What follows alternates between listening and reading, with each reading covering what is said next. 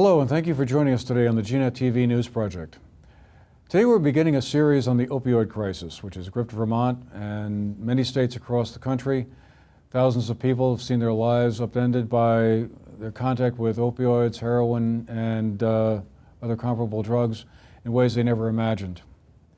A few weeks ago, Linda Joy Sullivan, the state representative from Dorset, came to us with a proposal to talk with 5 ordinary Vermonters who've had their lives changed by contact with opioids.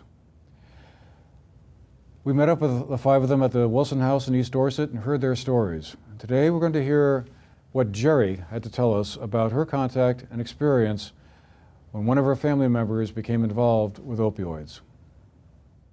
Nearly 30 years ago, my son, who was 19 at the time, became addicted to heroin. He married into a family and was introduced to it by his wife's uncle. After about 3 years, he became addicted and lived a lifestyle that was horrendous. At that point, he came to us for help. We did everything we could to try to find help for him, but there was nothing available. I went to my personal physician and asked him, "Is there anything you can do to help?" He said, "Sure." He put him in the local hospital for 3 days to detox. After he detoxed, he came to my son and said, "Okay, you're detoxed, get a job at McDonald's and stay away from drugs." That, of course, didn't work. After that, we went to a psychiatrist. And when we met with the psychiatrist, he said, well, he's got 3 points against him, 3 strikes against him, and if you can keep him alive till he's 40, there's hope. And that's what we did for the next 20 years. We did everything we could to keep him alive, and it was horrendous. He was in and out of emergency rooms, in and out of treatment, detox, back on the street, and then back on drugs, until finally he ended up in jail. After a term in jail, he sought help. Early on in his addiction, he did go to the retreat in Brattleboro and made a spiritual connection with a counselor. And I believe that helped him. But it took so many years for him to finally get help. And it's heart-rending to know that there are solutions, but these short-term treatments, detox, they simply don't work. We need effective, long-term, inpatient treatment with professionals who can care enough to be concerned about the whole person. And we need funding for long-term treatment so that it's effective. These short-term things, warehousing, it simply doesn't work. All it's doing is putting a Band-Aid on a shotgun wound. I'm very eager to get some type of legislature out there that is going to create the statutory presumption of physician and pharmaceutical company liability. I believe that we have too many prescribers, too many drugs, refills are out there. We need to stop the pills.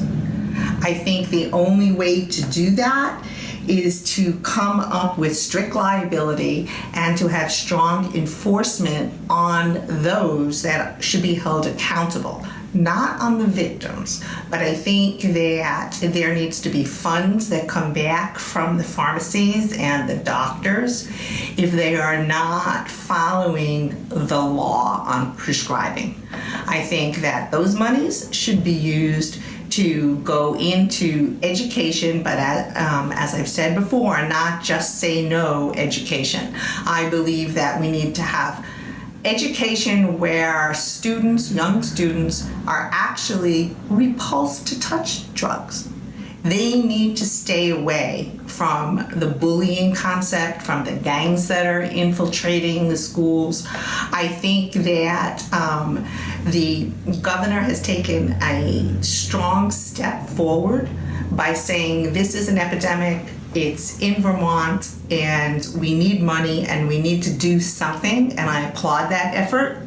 But I think the lack of accountability, the lack of liability and the presumption of the actual physician and pharmaceutical liability needs to be addressed. I think we cannot let the doctors who have participated in some of our laws as it is, they have a conflict of interest. They have a buy-in into what they can prescribe. So I think now we need to hold people accountable. And that's where we need to focus, and that's my hope on putting together this bill. Of course, I'm sure I'll get pushback, but I intend on doing it anyway. It will actually, I do intend to try to get it out in January. My thought is that it will regulate how prescriptions are out there, who should be prescribing. Definitely it should be doctors, MDs, and once they know that there is some accountability, and it will put controls on the pharmaceutical companies as well. And then once we get accountability, there will be enforcement if they do not follow the law. So there has to be a monitoring in place. There has to be regulation on who can prescribe, how much can be prescribed, what can be refilled, and why they are using a specific drug to treat pain if there is not the absolute need for that drug to be prescribed. Are you satisfied with the rate of progress the state has been making in the last 4 years or so since then Governor Shumlin's famous address to the state kind of like woke everybody up into awareness of this? Are we on the right track, or are we just kind of like treading water here with this whole problem? I think we're treading water. I'm not satisfied. I don't think that it can be cured. I don't think this is an easy fix. I think we're in quicksand. I think that it's going to take a faster pace now, because I think that the current administration has made it a priority and taken some action. I don't believe that there is a cure-all. And I'm sure that it's going to take just as many years as it took for the epidemic to hit. But we're dealing with commercialism. We're dealing with my bill, the proposal, if I can get it out there, would be an economic liability. We need to fix this. Am I happy about the progress? No, I think we've just taken the first baby step. And I think that awareness and victim input is important, but I think it's the professionals in the pharmaceutical companies that need to step up to the plate and assist for it to actually have any type of impact on a cure. And as I said, I don't think it can be fixed, but we can definitely chip away.